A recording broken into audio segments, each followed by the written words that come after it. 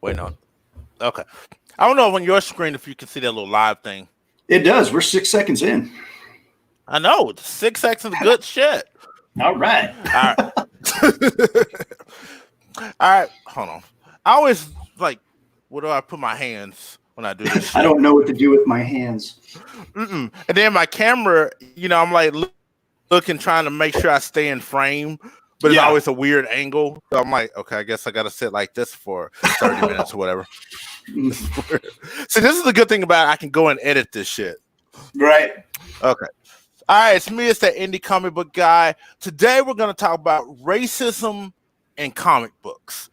In the aftermath of the George Floyd murder, death, the country's gone crazy. People have been at each other's throats. People have been protesting daily all across the country, all across the world. People have been protesting. Some people have been looting. Nobody's looted and brung me anything. I'm just saying. I could use a new TV. Nobody's brung me anything. Yeah. But don't do that. I'm just saying, hit me up and DM. But don't do that. Anyway, people are looting, people are protesting, and people are at each other's throats. Now, anything anyone says, people are taking it out of content. Everybody's a racist now. Everyone is a racist. If you support Black Lives Matter and you're not black, people are like, what are you doing? Why are you here? Why are you protesting? If you don't support it and you say all lives matter, or you just don't say nothing, you just mind your own business, you're racist too. Yeah. That's where we are currently in this country. Mm-hmm. You're damned if you do, you're damned if you don't. So I wanted to talk to publisher, artists, family man, and white man, if you don't notice. He's white. Nick Garber. When did that happen? Yeah. Hey, everybody, I'm Nick Garber. Apogee Comics is my brand. You'll probably recognize some of those characters like Phantom Hawk and Crimson Guardians, Bengali. Most of those guys are getting tattooed on my body as we speak. So nice.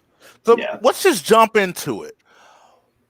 Why do you think everyone is at each other's throat? Do you think it's because of the George Floyd protests, or do you think people are just tired of being in the house due to the COVID situation and they're just using that and police brutality as an excuse to lash out? I think it's a culmination of a bunch of events that have happened over here in the last, 4 months. The quarantine, you keep people contained, isolated, no contact with the outside world. You take them out of their daily normal routine. Like, just think about how many times you leave the house and go to the grocery store, go to the movies, go out to dinner, interact with other people, go to bars. Those are all things that we use as human beings to release stress, along with sports. Sports got canceled. Sports got canceled. A lot of people weren't happy about that. Oh, yeah. It was right in the middle of fucking hockey season. I'm a huge hockey fan. My Blues were on track to get their second Stanley Cup in a row. And I was like, how are you going to cancel hockey season? I was ready to riot after that. Which is like a stereotypical white boy thing to say. Like, I was going to riot after they canceled hockey. I mean, you're like, I was cool with basketball, football, baseball, but hockey? No, I was upset with those. They canceled hockey. I was like, you mother... No. But in all seriousness, now there was a lot of things that happened that just created stress on every individual in this country. And then George Floyd happened. Yep. I mean, the powder keg was already there. It was already building. And then all it needed was a spark. And that was the spark, in my opinion. I'm probably wrong. But no, I agree. Opinion, that was it. We're what, 2 weeks in, 3 weeks in? The aftermath of George Floyd? 3 weeks, yeah, because it happened on Memorial Weekend, I believe. Yeah. And now, yesterday, another guy got killed by a cop at a Wendy's. Yeah, and I watched the video. I mean,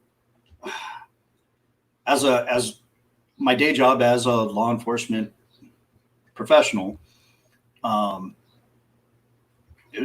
hate to say it because the lynch mob's going to come after me, but it was justified. You grab the taser, you hit an officer with that taser, which incapacitates. For those of you who've never been tasered, and I have once, and it sucks. I mean, when you ride the lightning for 5 seconds, it's horrible. I'd still rather be tasered than maced. Mace just sucks. It just sticks with you for a couple of days, no matter what they tell you. But being tasered is every human being's worst fear of not having control of your own body. That's what happens. It completely locks up everything, you know, and you're standing on your toes. And if your toes don't already do this, they're going to do that anyway. And everything's cramped for days afterwards. But during that 5 seconds, you're just like, oh my God, I just want to die. So the problem with things like that, I mean, yeah, law enforcement agents, we have tons of tools at our disposal. We have one lethal force option. We carry more less lethal de-escalation type devices with us. The baton, OC spray, taser.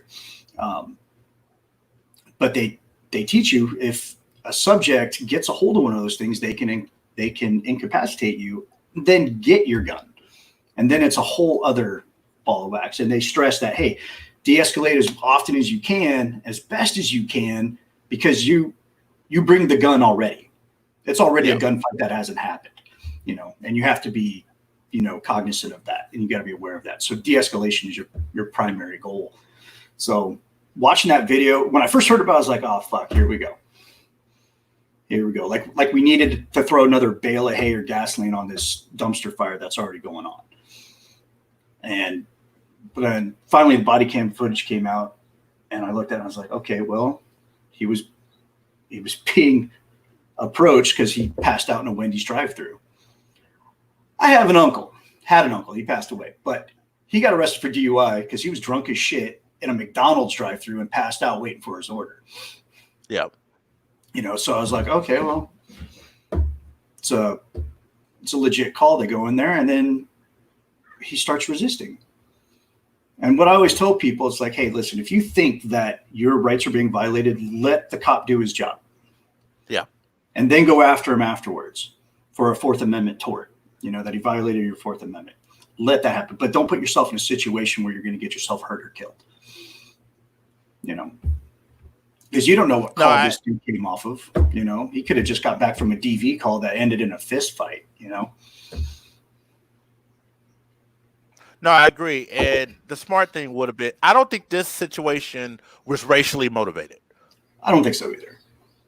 Yeah, looking at the like you said, the body cams, looking at the situation, the officer told him several times, hey, stop. He didn't even tell the officer, hey, officer, I have a weapon on me. And I've been told by several cops, you know, over the course of my life, if you have a gun, you have any kind of weapon, and you're stopped by a cop, let them know. Oh, absolutely. I am law enforcement, and when I get pulled over, because I carry off duty, that's the first thing I tell them. Sir, I just want to let you know that I have a weapon on me. It's on my right hip. As you notice, my hands are here at 10 and 2. You know, I get fucking scared too. It's not a feeling that any race, ethnicity has the market on. You know, because I already have a gun to the gunfight. You know, I get some rookie officer that gets a little jingly, you know, and sees a gun, he's going to draw on me, and hopefully he has trigger discipline, because I don't want to get shot in the face by some fucking rookie. So, yeah. You know, so that's great advice. If you carry, if you can legally carry, let me emphasize that. If you can legally carry a firearm, you know, you have your CCW and all that, it's always good practice to if you get pulled over, to let the officer know. And don't do anything jerky with your hands. Just keep them at 10 and 2. Hey, sir, with my one hand, I'm going to reach for this. Just over-explain to it like you're like giving instructions to a child. What you're doing. Okay, I'm going to reach here. Exactly. If you prefer, I will use my 2 fingers, remove the firearm, and place them somewhere where you have control of it, so this doesn't turn into a shit show. Exactly. Even if you are stopped for a traffic violation, you have to get your registration out of the glove compartment. Hands here, steering wheel, move slowly, let them see everything you're doing. But with this situation, I really don't think that was racially motivated at all. And don't run from a cop.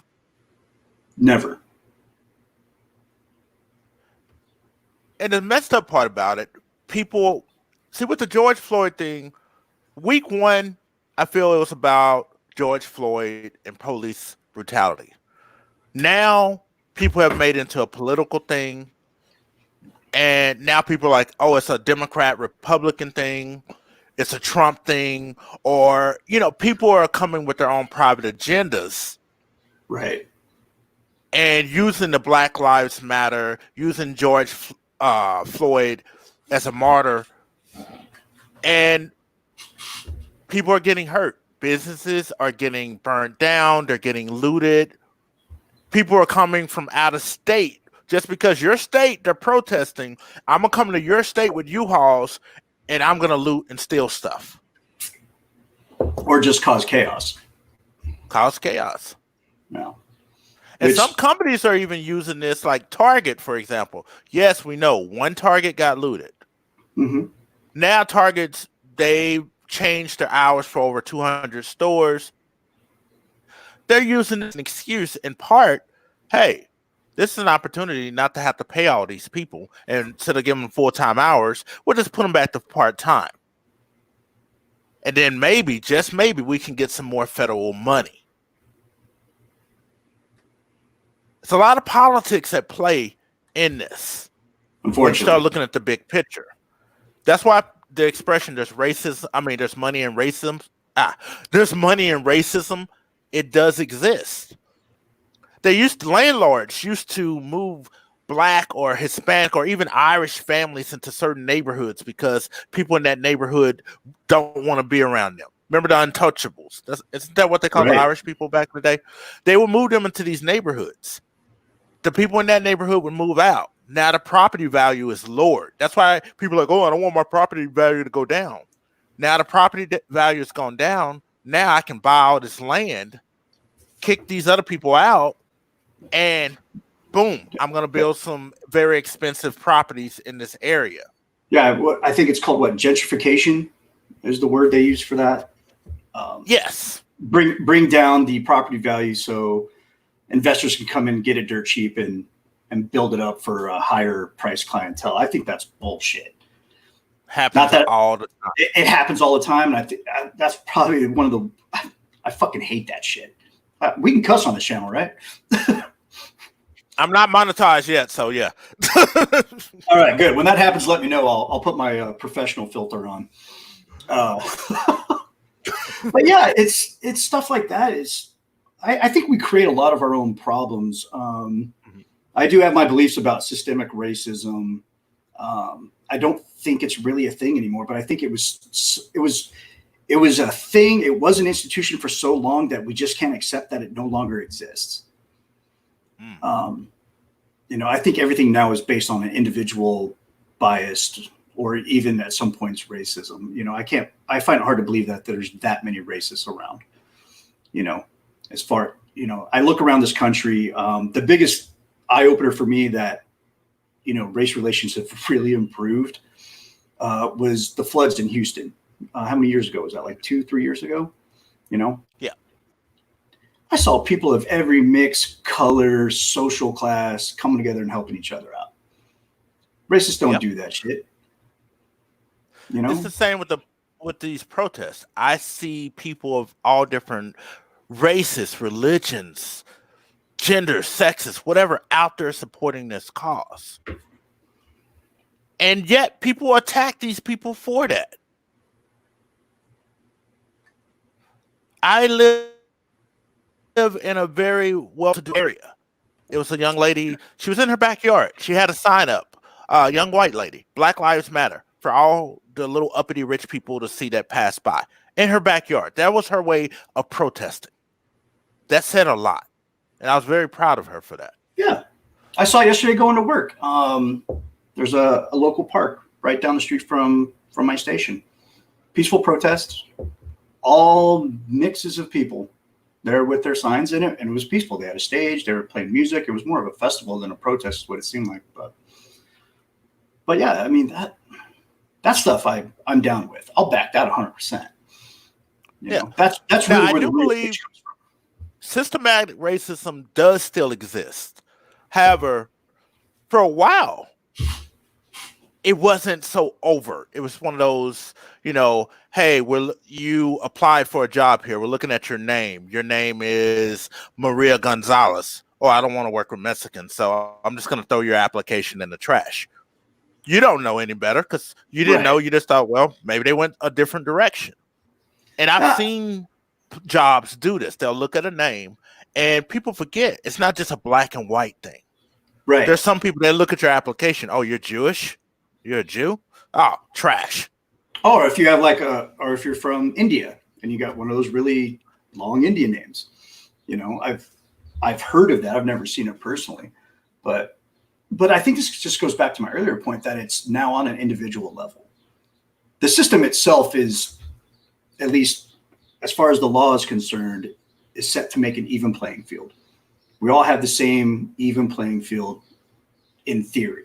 Now, application, totally different thing. There's definitely a difference between theory and application. But the application part goes to individuals, and individuals have bias. They have prejudices. They have all kinds of shit that's going on with them. I mean, human beings are flawed almost beyond a redeemable quality. So as a system, now individual racism, you're not going to get any argument from me. But as a system, there's some giant boogeyman that's rigging it against everybody else. I don't know. And a lot of people are going to come at me and say, well, that's because of your privilege. Whatever. I don't think anybody should be judged by the color of their skin. They should only be judged on the content of their character. Let's touch on that word privilege real quick, because to me, privilege is an advantage, and we all have advantages in life. Whether we utilize those advantages or not, that's up to the individual. For example, there are some people they're prettier than the rest of us. They have pretty people privilege. Yeah. Everybody's nice to me. People just open doors and do things, not very nice things to me, and people want to give me stuff. You have pretty girl privilege. Yeah. People have advantages. And if you don't use your advantage, you might be smarter than me. That's your advantage. You might be better looking than me. That's your advantage. Whatever your advantage in life is, use it. That's where the word untapped potential came from. Yeah. It's the fact that people see these privileges and gifts, I guess that's another word we can use, that you have that you do not utilize. Right. Yeah, I agree with you. That's why people start joining frats and fraternities. Well, yeah, they want to look for. Yeah, to get that advantage. Right. You're paying for friendships for the rest of your life, but hey, if it gives you that advantage, go. Yeah, absolutely. Any group a lot of people are looking for community, so that's why you have things like fraternities, sororities. You got people that join the police force for the same thing. Gangs, cults, religions, weird ass Facebook groups with the coolest indie creators on the planet, shit like that. We all want to be part of community, and especially if we have similar interests, and it's not because we want to be divisive or anything like that. It's just because we want to be with our own. Yeah, people want to belong. Yeah, they want to belong. You want to be with someone that has similar likes and interests and that you can have a conversation with and not get frustrated or want to throw them through a window, or feel like you're less than. This is a great segue to our whole discussion about racism in comic books, because as you just said, people want to belong. This is how Comicsgate was born. People were frustrated with the industry. They felt alone. Hey, you feel the same way I do? You think Marvel's a piece of crap, or they're doing this tokenism, gender swiping? Come join me. Let's talk about it. That's how groups like that were born. Yeah, and I'm outing myself. That's what got me interested in. I was already a fan of EVS, because of his artwork, but then he just started really pissing off the system, and then people started joining in. I was like, you know what? I haven't touched a Marvel book for these reasons, and this guy just hit the nail on the head. Now Comicsgate is a complete shit show. It's gotten so far away from the root idea of what it was supposed to be that now it's just turned into extremism, and it brings out the extremism from the opposition as well. And it's drama in my life I don't need. I got enough drama. I create enough of my own drama. You know, I don't need any help there. So, you know, but it's that the comics are for everybody. They always have been. You know, shit, you got Superman, Captain America in the 60s saying, hey, you know, comics are for everybody. You know, calling out racism, calling out bigotry, promoting, you know, treating people as you want to be treated, you know. And then we get to this point. DC didn't do a whole lot of it. Marvel seemed to be the biggest kind of like perpetrator of it. Instead of adding additional voices to the conversation of comic books and storytelling, they just silenced others. They're like, okay, well, we're not giving this group of people a voice anymore. Fuck them. You know, we're going to focus on these people right here. And in doing that, they turned away a lot of their hardcore fans. I'm a Marvel fanboy through and through. At least I was. Now I'm an indie fanboy through and through. Woo! You know, my money goes towards indie books. You know, and you've seen me ask on a lot of your posts when someone's saying like, hey, this is why I create this. Cool. Send me a link. I'm going to buy some of your books. Yeah. You know, I support indie artists. I love indie stories because I'm tired of indie stories don't get rebooted every 2 years. No. You know, well, we don't have to go through You're that. lucky if you get, in some cases, more than 2 issues every 2 years in the indie community. Yeah, and that's where I've been blessed with Phantom Hawk. I mean, yeah, it was a soft reboot with Apogee, but it was really a continuation. So there's still the original 5 issues, and I'm still going to finish out that story arc. There's 2 more issues to go. But that is, if you ever pick those up, you will see my progression as an artist and a storyteller. Because the first one was horrible, and I've always thought about like, man, I mean, the story was decent, but the artwork, because I didn't know what I was doing. I mean, I could draw pinups all day long, but sequential art is a completely different animal. It really is. I had to start looking at it through like a filmmaker type lens. So I started reading about filmmaking. You know, the 5 C's of cinematography. That opened my eyes up. And where do I place the camera? How do I add tension in what would usually be a boring scene? Never said anything center frame unless you're going to do this. You know, I learned the rules. You know, it's like learning another language. You know, once you know the rules of it, everything else falls into place. And I think writers and artists should all take an animation class because you learn storytelling and you learn the pacing and so forth. And Back to Marvel and DC. Both companies have historically not hired people of color.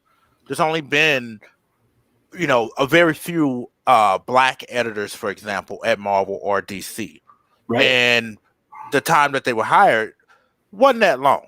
You know, it's like, hey, we'll have you here a couple of years and you're out of here.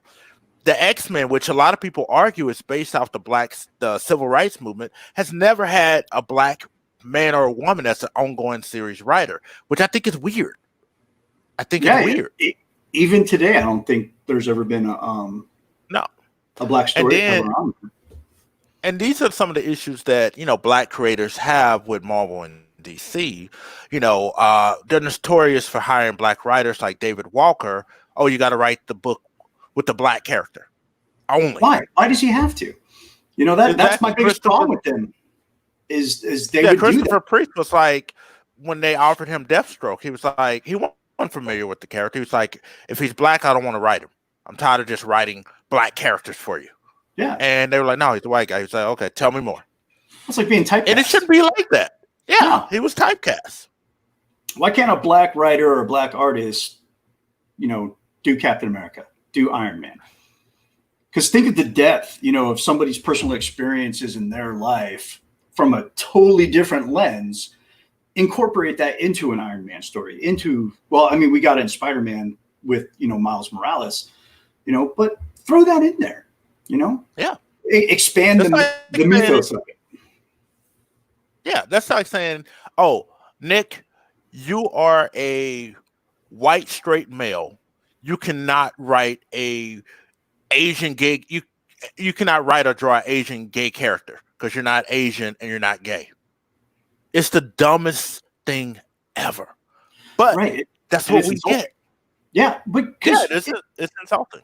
any artist and any writer, the first thing they do when they're approached with a subject matter that is outside of their wheelhouse is research. I mean, if you're worth your salt, if you know what you're doing, you go and you do research. Yeah, I don't know how to write a black character. I don't know what it's like to be a black man. I don't know what it's like to be a black straight man, you know, but I do have black characters. Why? Because I do my research. You know, I'm like, hey, man, this is the situation. I got a good friend named Lou Johnson. He started out as a cop in Oakland, then became an actor, stuntman, super dude, served with him in the military. I created a character based off him just because I was working on another character.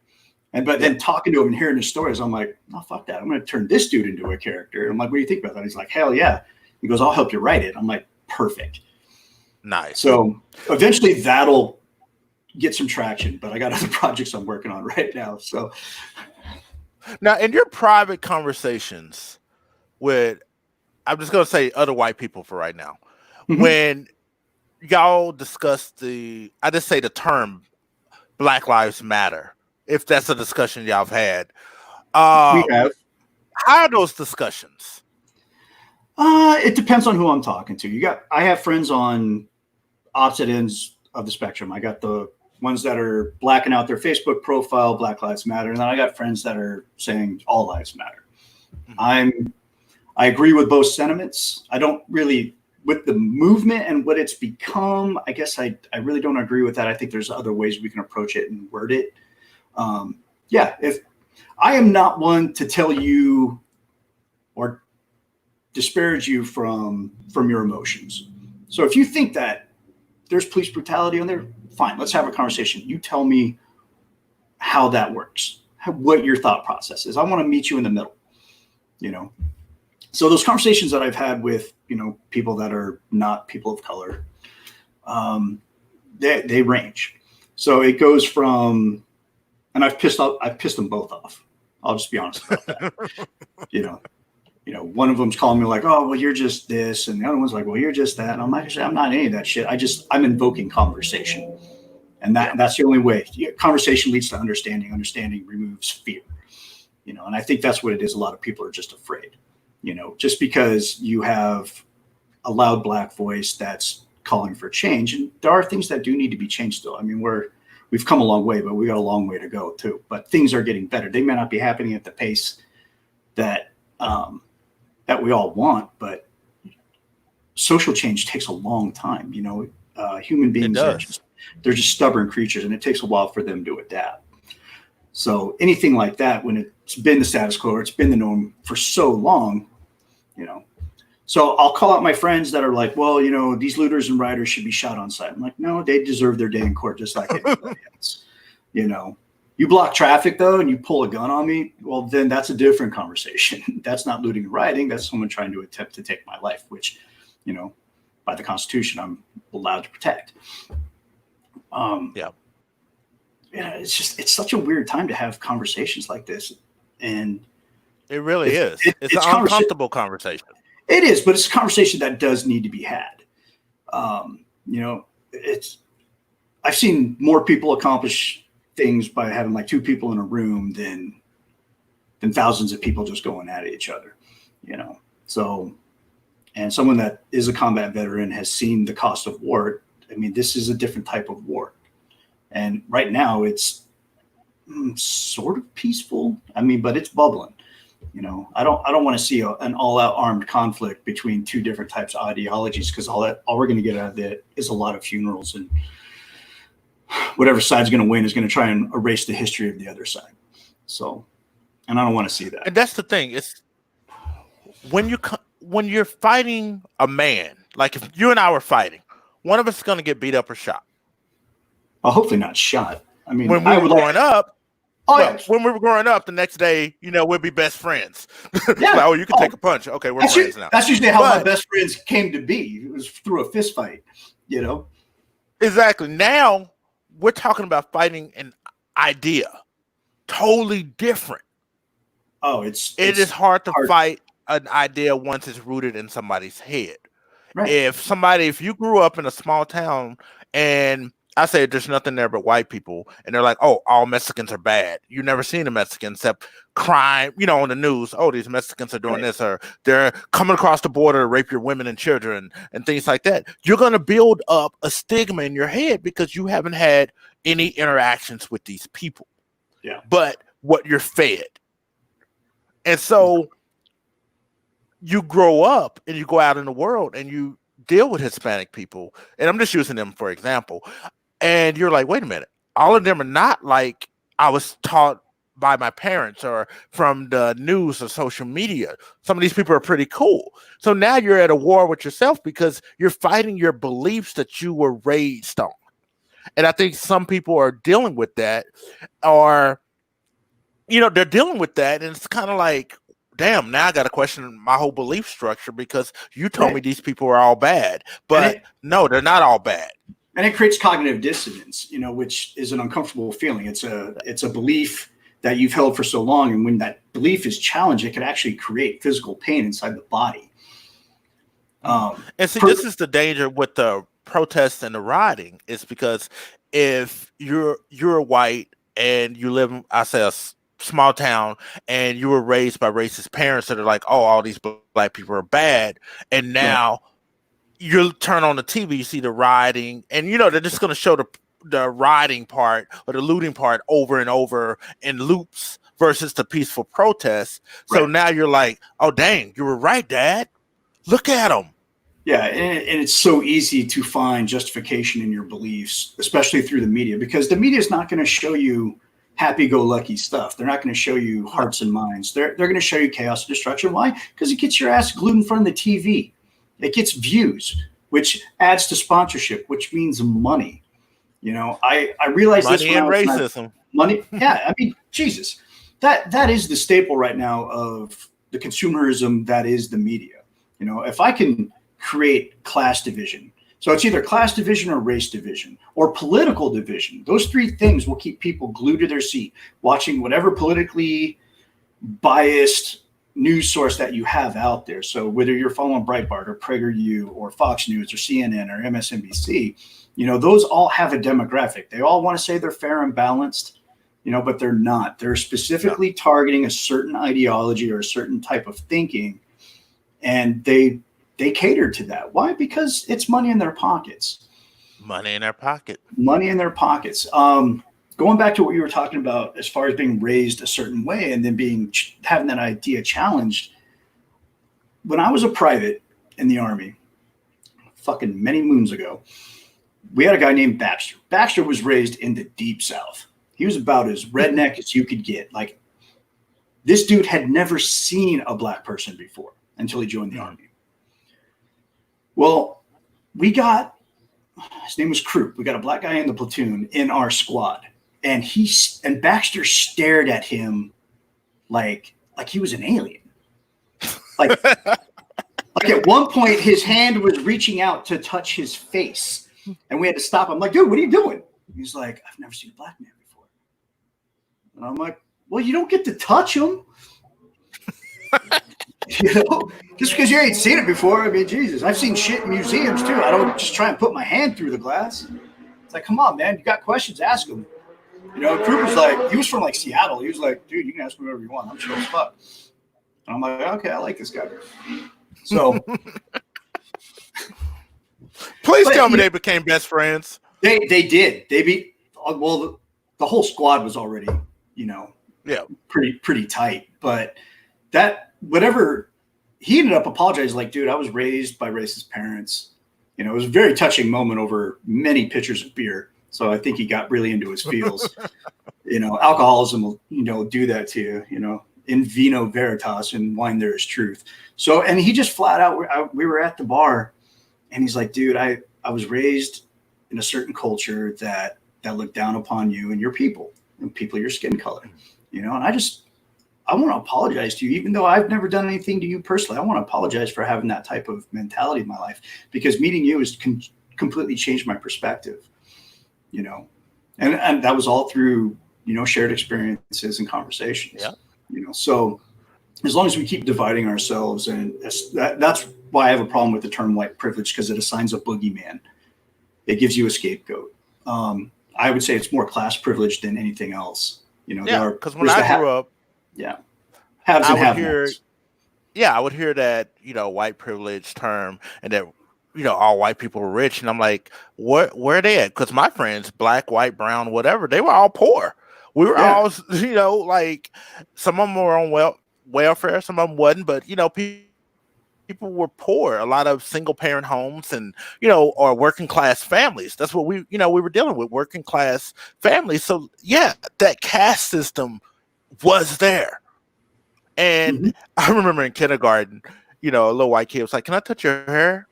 And I'm like, "You want to touch my hair?" I didn't know what that was. And he was just curious, like a friend, because I guess he had never seen a black person before. And it was weird to me. Not that I was like, "Why do you want to touch my hair?" It's weird. It's so when you look at this and we talk about how people are used to certain things. And I think that's what, when we look at comic books, people are accustomed to, oh, these heroes should be this way or they should look this way. And now we're in 2020, we can't carry over that same mentality from 80 years ago. Right. Things do change, but the comic book stands, the comic book purists, they want things to stay the same. They want Lois and Clark together. They want Peter and Mary Jane together. They do not want to see change. Even with the couples, they do not want to see change. So when you add a race element, oh, well, this person, Miles Morales, is now Spider-Man. Well, no, that can't be. But meanwhile, DC has had legacy characters from day one. And I think it's how they approached it. Marvel did a good job with Miles Morales. They brought him into a different existence other than Earth 616. Our Peter Parker, the one that we've known for, since the 60s. So they handled Miles really well. And I think the biggest problem, at least from my perspective, is it feels a lot like pandering. It's like, hey, I have this idea for a character that's similar to this existing character, but instead of setting it up as that character, it's almost like they don't believe in the strength of that character or the voice of that character. So they piggyback it onto an existing property that, already has a fan base. From a business perspective, I can see how that makes sense. But as a reader, it feels like pandering. It's like, no, we're just going to try and bring in this demographic. So we're going to bring in Lionheart for a little bit, or Ironheart. We're going to bring Ironheart for a little bit. Ironheart. I think what they're doing is trying to speed up the process, because it takes about 10 years. Well, it used to take about 10 years for a character to get popular. Yeah. Deadpool. He wasn't popular when he came out. It took about 10 years for him to become Deadpool that we know. Same with Harley Quinn. Took 10 to 15 years for those characters to be known in mainstream media. Right. Yeah, absolutely. 10 Deadpool, years. when he came out, was not the merc with the mouth. He didn't break the fourth wall. He was a B-list Deathstroke ripoff. Oh yeah, that Rob takes credit. I'm like, you credit the design, but these writers came along and built this character into the character he is now. Yeah, they're trying to remember the writer's name. Fabian? Yeah, Fabian. Fabian's the one that, and it was some other guy too, but Fabian's the one that gets mostly the credit for it. At least that's what he promotes himself at cons. Fabian, if you're watching, I love you. Love you, Fabian. Love you, Fabian. Love you. But he's the one that brought that element to Deadpool that made him so popular. Yeah, and I mentioned this only to piggyback on what you were saying about Marvel taking a established property and just, hey, let's piggyback on this. Since it'd be our cheat code to make this character popular. And I'm in the minority. I don't like Miles Morales. And I say this only because Marvel has not done anything with him to establish him as his own character. Name one Miles Morales villain. No. Yeah, in the comic. Yeah, no. He doesn't have his own rogues gallery. He needs his own city. They really haven't done anything. They kept him around in the comics, but they really haven't done anything. That's why I can't say I'm a Miles Morales fan, because he's been around for over 10 years and y'all haven't done anything with him. And the funny thing is, wasn't he created by Bendis? Didn't Bendis create him? Brian Michael Bendis, yes. Yeah. So you have a white guy that created a prominent black character, but nobody throws a stink about that. Nobody throws a stink about, Black Panther being created by Stan Lee, and later they changed him to Black Jaguar, not to be associated with the Black Panther movement. Learn your history, folks, please. You'll enjoy comics a lot more. It's crazy. So now, which brings back to racism in comics today, because again, creators are going at each other's throats. There's some people feel that, if you are white, you should be obligated to have a diverse group of characters. Does that make sense to you? It really doesn't, because that's a form of racism in itself. Because I have a certain skin tone, I have a lack of pigment in my skin. I am required to have more diversity, but it's a catch-22. So let's say I write write a black character. Well, then I got it wrong. What are you doing writing a black? You're writing a black character. You don't know anything about being a black person in America, a black man, a black straight man, or whatever classification they want to give that person. They're going to come after me for it. I'm a white guy that grew up in suburbia. So I write what I know, and that's what most writers do. They write what they know, but it doesn't mean that we can't expand and do things like that. Now, I could write a black character if I wanted to. I could definitely draw one. However, but they're going to come at me. But the thing is, I don't care if they come at me, because if I create a character that has a certain ethnic background, it's because it's natural and organic to the story. It's not. I'm not trying to fill a quota. I have a Latina character that was inspired from me living in South Texas for the last 7 years. Corvid of Corvid and Sparrow. So I did my research. I took everything that I learned about the culture, stereotypes, actualities, truths, known truths, things like that, and I incorporated into it, locations in Mexico. And brought her in there, and I gave her, and a lot of people like this, and they're like, "Oh man, you're so woke," and I'm like, "What the fuck are you talking about?" Like, you gave her a white sidekick. I'm like, "That's not her sidekick; it's her partner." It's, like, what do you mean partner? Like sexual? I'm like, no, like she found somebody that was on the same mission as her and is kind of a mentor to her, so she can be her own hero later on. Like don't get it twisted. I did these things because they're organic to the story. It makes it interesting. I'm not pandering or filling a quota.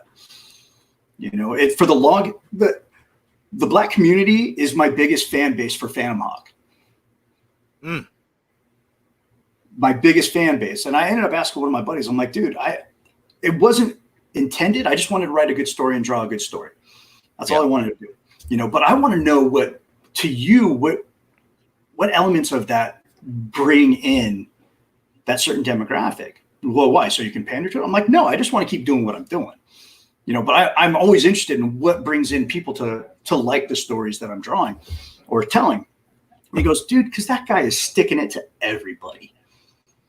In that book, he sticks it to everybody. He sticks it to the cops, even though he's got some cop friends. He sticks it to the government. I mean, his whole origin is based on sticking it to the government. Which is funny. What you're describing. Oh, go ahead. They're like, which is funny because you've worked for the government since you were 17. I'm like, I know. That's why I write stories that stick it to them, because they fuck me over all the time. Please don't fire me. And there's all these other elements. And there's other things that they like. We like that you have a diverse, cast, essentially. You got Puerto Ricans in there. You got black people in there. You run the gamut and you incorporate everybody. It's not like a lot of stories where it's like, okay, it's this white guy wrote it, so this city is predominantly white. It's like, no, I stretch my legs. And the thing is, those characters, the supporting cast, they're all based off people I know in real life. It's a lot easier to do that. Hey, this is a guy that I know. Here's his personality. Boom. Change his name a little bit. Boom. There we go. I got a supporting character that fits organically into the story, because that's what I needed. Everything you're describing is the exact opposite of what a social justice warrior would do, because they put their agenda first before story. And Yeah. that's what people have a problem with. It's either gender or skin color or just some sexual orientation. Yeah, it's like, okay, we want to create a gay character, so we got to hire a gay writer. Well, I mean, no, you don't. You know, because all of us, I mean, like we keep throwing out there, it's 2020, man. We're sick of this shit. We don't operate like that anymore, despite what the news tells you. You know, you go outside. Well, we were able to go outside, and you just talk to your neighbors. You go to bars, and you're going to meet a ton of different people from a whole bunch of different backgrounds. You know, and you don't need to do that because we all have experiences with people of color, with transgender, with anybody from the LGBTQ community. I probably missed a couple letters. I apologize in advance. But we all have. Happy Pride Month. And happy Pride Month, everybody. Happy Pride Month. I'm sorry all this crazy shit. Even if we miss some letters, we support your right to love. Absolutely. Love who you want. You know, whatever blows your hair back, as long as it doesn't get anybody killed. I don't really care. You know, I support you in that, and that's always been my stance. Love who you want, do what you want, just don't kill anybody. Don't steal anybody's that's all shit. We're asking. Yeah, and once you start talking to people, especially now, if they're from a different country, they have a different culture, they were raised different. Oh, but absolutely. Essentially, if you were raised in America, you have a lot of shared experiences growing up. Oh yeah. And like you said, you have a couple beers with them, you'll find that out. Yeah.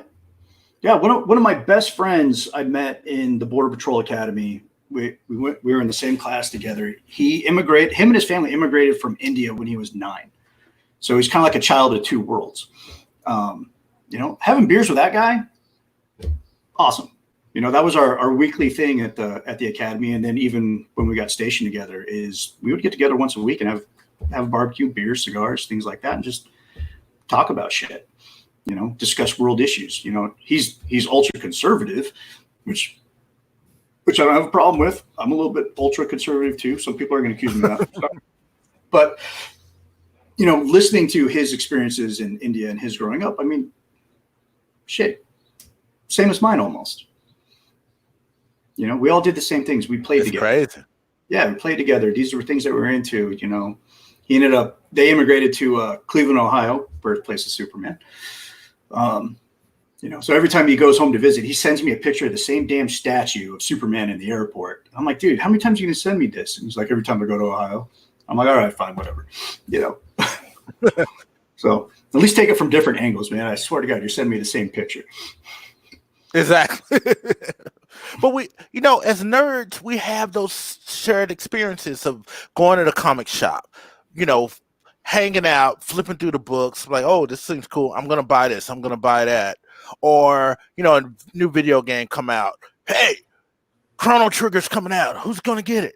You know, right. Or one of your friends get it. You're poor as hell, so you can't afford it. So you're at his house every other day watching him play the game.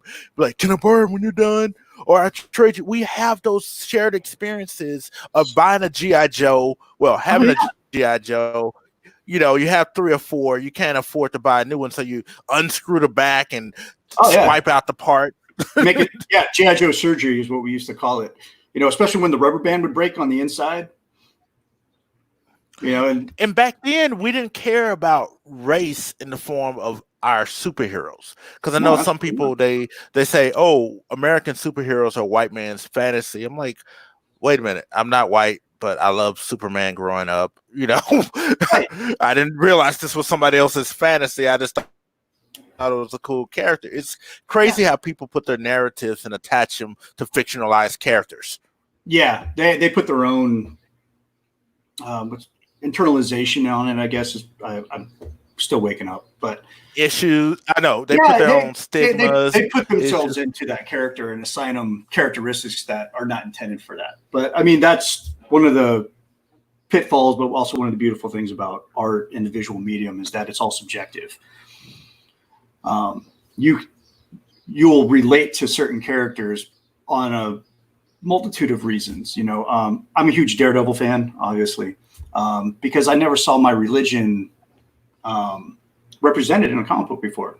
Matt Murdock is a diehard Catholic, you know, which I was raised Catholic. So reading that book, I was already in that, and he was a blind superhero, and I just thought that was the coolest thing ever. I'm like, and then going back into his backstory, this dude should have been a villain, with the way his backstory, how tragic it was, but he made a moral choice to stand up for the little guy, protect his neighborhood, to be that ground pounding street hero. And then he was Catholic. And so when they started incorporating those stories about a conflict, an internal conflict due to his religion, is it morally justified for me to kill this person if it'll save hundreds of lives? Batman always, even though I do like Batman, he always sidesteps that. He's like, nope, because once I go down that path, it's always going to be that way. But there comes a point where you have to question that. And I'm probably wrong. They probably dealt with that in Batman books, but I know Daredevil dealt with it a lot. His Catholic guilt, and I understand that. I was raised Catholic. We're guilty about everything, or feel guilty about everything. It's like, oh my God, I saw that woman with a large breast. Now I feel guilty. I have shamed my family and my religion. I'm going to hell or purgatory. But, so representation in comics is a huge thing. And I like to say it's always kind of been there in one form or facet. During the civil rights movement, you couldn't just have like a team of Black heroes. So Stan and those guys, they found a creative loophole. It was like, okay, well, since we can't make them all people of color, we'll make them different in a most horrific way. We'll give them these powers, and they're born with them. And really, Stan admitted later on that he was just lazy in creating origin stories for powers. He's like, fuck it. They were born with it, and it became one of the largest grossing comic books of all time, and it changed a lot. The industry forever and how we perceive representation. The X-Men has always been the lighthouse, if you will, or the rallying cry for people that feel marginalized, or they feel like they don't belong, or they feel different. They've always been represented, at least in that aspect. Maybe not always, how they look, but definitely in that feeling of, people hate me just because of who I am. Yeah. And my mind is just went blank. But yeah, I totally agree with everything you said. My issue again with X-Men is I would love a person of color to actually do a take on it and write the book. Oh, absolutely. And maybe we'll get some new stories out of it that we haven't had before. I know a lot of people are loving this I hated Grant Morrison's run on X-Men. He took all the diversity out of it. The new X-Men. Yeah, I hated it. But a lot of people love this Jonathan Hickman Age of X-Men or whatever. I'm not a big fan of it. I like Marauders, I like X-Force, but the main books that Jonathan Hickman writes, especially New Mutants, they're kind of falling flat. I know he's a long-term planner and it'll pay off later on, but reading it issue by issue, I'm just not impressed. It's almost like you want some of these guys, these writers that play the long game and have that long, like Tom King is one of them. You wish they would just do a graphic novel with these characters. But, from the business side of it, they want to break it up into issues so they can make more money. And I get that. Make more money. Make more money. I don't get me wrong. I love it when people buy my books, but I'm not in it for a profit. I can tell you that I don't make a profit doing this. I'm lucky to break even, but the thing that keeps me going is that people enjoy what we're doing. They enjoy the stories, they enjoy the characters. I got fans of supporting characters that are like, hey, when are these guys going to get their own book? And I'm like, shit, I never even thought about that. Now I got two more questions before we get out of here because I got to eat lunch. Yes, sir. The first one, what do you think of the tokenism and gender swiping of classic characters that have gone on, not just in comics, but also in television and movies? Do you think it's a progressive thing to do, or do you think it's being lazy? Catering to a demographic? Pandering is more like it. I think it's more pandering. But you do get characters like the swap of Nick Fury, from a white guy with white streaks in his hair to Samuel L. Jackson in the Ultimate Verse, and then eventually he just becomes Nick Fury. That was done very well. it didn't seem like pandering when they did it. They wanted to switch things up because it was a different, essentially a universe within the MCU, or not the MCU, but the Marvel universe itself.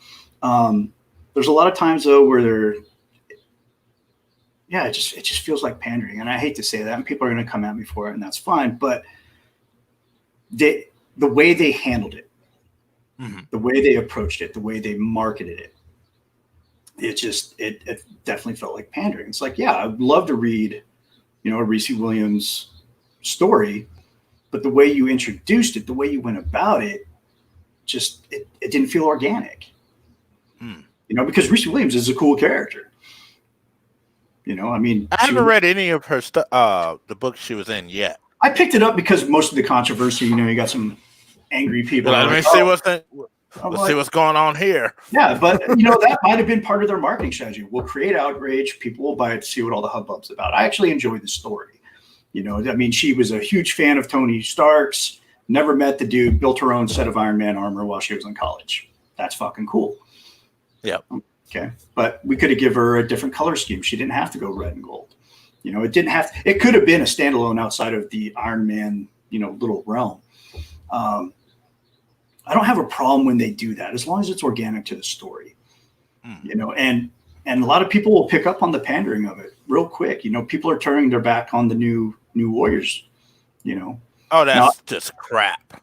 I don't know if they created those characters as like a parody, like it was Babylon B writing New Warriors, it was meant to like just kind of like make light of the social justice warrior movement, So when I say SJW, it's not people that are actually fighting for social change. It's people that just get offended by everything. There was a movie years ago called PCU. And if you haven't watched it, pick it up. It's awesome. It's so funny. And it deals with, and this was made in the 90s, it deals with the shit that we're dealing with today. Wow. They had a fraternity at that college, because that's what it was, Port Chester University, that they call it PC University. That was its nickname. But you had this fraternity that they called the Cause Heads. They pick a major world-threatening issue and stick with it for about a week. Jeremy Piven's in it. It's just a hilarious movie. But that's kind of where we're at right now. I agree. Now, why do you think the race swapping of Nick Fury worked in the movies, but it failed in the comics? Well, I think it worked well in the comics because that's what led to it being in the movies. Maybe not at first. I know there was some hubbub. It worked in the Ultimate Universe, but when they did it in the main universe, it fell flat. Yeah, and I don't know what it is. I think a lot of people, when they read those things, they don't go in it with an open mind. It's the same reason why people hate comic book movies compared to, like, I love the comic book, but the movie sucked. Well, you got to think of it as like an alternate universe. All right, you got to go in there with an open mind. If you wanted to see the same old character doing the same old shit, pick up the book.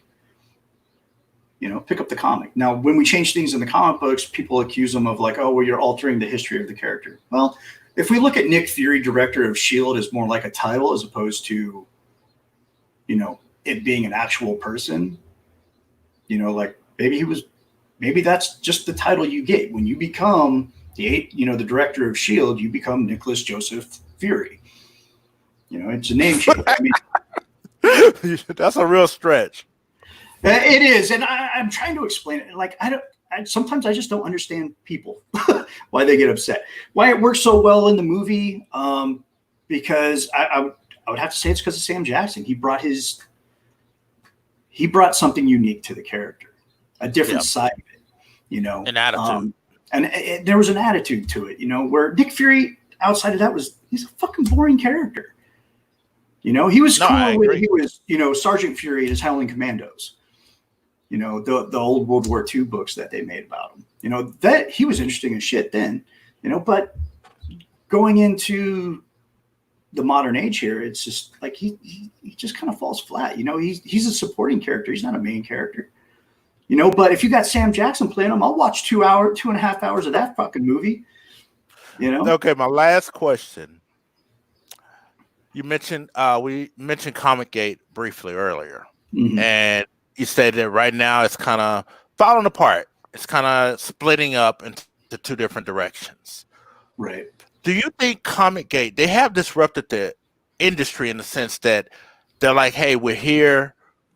You can't ignore us. I give them credit for that.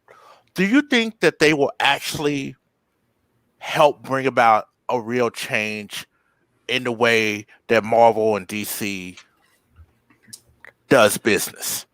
They might. Now, that's what I'm wondering, because I'm looking at their original goals. Right. Well, and it was supposed to be a consumer-based movement, you know, telling good stories, organic to the characters that they're creating in those books, without the pandering. And a lot of people, even in the early days, were accusing them of being racist, sexist, misogynistic, things like that. But when you look at the people that would proclaim that they were members of this movement, all walks of life, gay, straight, black, white, Latino, Latina, Asian, had a whole bunch of people in there, you know? So when it started, the idea was good. And just like any good idea, it can get corrupted. And, you know, it's the same way people, you know, bastardize religions to fit their own prejudices. So it was so weird. I would like to see more of a revolution like Image when those guys came out. You know, I think they revolutionized the industry, and I'm a huge fan of the early days of Image, because they were the blueprint for how things should be, you know, not only in storytelling, but in how artists are represented and how creators are represented and how they're treated. You know, it was a complete overhaul of the system, and it made Marvel and DC sweat. It really did. You know, that year and a half that they were building all the first run of Image books, getting ready to launch, all DC and Marvel did was talk shit about it. You could always read them in like Wizard magazine, you know, interviews with the EIC of both companies or the president of both companies. Like, oh, they'll get a couple issues out and they'll fizzle out. Well, here we are 20 something years later, and they're still going strong. One thing Comicsgate has proven, and I tell people this all the time, like them, hate them, whatever the case may be, they've proven a basic common sense thing when it comes to business. If you build a following, people will buy into you, and they will buy whatever you're selling. It don't have to be comic books. It could be a can of green beans. It could be a t-shirt. It could be a marker. People will buy into you. The trick is with Comicsgate right now, people are buying into Richard. They're buying into the personalities. They're not buying into the individual books yet. Nobody's talking about the books yet. They might get it. Cyberfrog, that was cool, but that's it. So the trick is to get people The trick is to get people to start talking about the books more so than the personalities. That way, those books will have longevity. That's the trick from my perspective. It's going to be a tricky thing to get people to take their focus off the creators and put it on the books. Absolutely. From a fan perspective. From a business perspective, hey, if you're selling your personality, you become an influencer. Again, people will buy whatever you're buying. Smart. That's a great thing. That's a totally different show. The difference between creator and influencer. You know, can they be one and the same? Should they be separate? You know, and that's a big thing you're seeing in Comicsgate is you have these little cults of personality. You know, people buying into EVS because of his personality, buying into Richard Meyer because of his personality. But like this is the danger. Yeah, they're buying into 5 or 6 guys right now. Right. What's going to also happen, and they're going to have to figure this out, is all these other people who've been there along for the ride, supporting, being active. When it's their turn to come up to bat and say, hey, I want to release a book. I've supported all of y'all for all this time. Where's my support? And everybody's not going to get that support. No. Some of them will, but the bigger an organization, the bigger a movement is, it's impossible for everyone to get that same type of love and support. Yeah. So it's gonna be interesting. Yeah, it's gonna be fun to watch. And I don't mean like funny. Like you said, it's gonna be interesting to watch. And who knows how it's gonna change the industry? There's so many things that are going on right now. You know, DC pulling away from Diamond, and then DC is like, okay, well, we'll extend the contract for a little bit more. People on one side or the other going, oh, this is going to completely destroy the industry. It's like, no, it's not. You know, you got other people like, no, it's not, because they were doing this before. I remember, you know, tearing out the back page of a Marvel book because it has a subscription sheet in there. Yeah. You know, you check the box of the books you want. You beg your mom for like 2 years advance on your allowance, and they cut you a check, you mail it off, and then every month you got a new comic, you know? All right, let's get out of here. Thank all y'all for listening. Don't forget to like, subscribe. Nick, any final thoughts? Just keep reading comics, man. You know, life ain't that bad, even though it seems it. Just keep your chin up, otherwise the crown slips. All right, y'all. Again, don't forget to like, subscribe. I'm the Indie Comic Book Guy. Peace twice.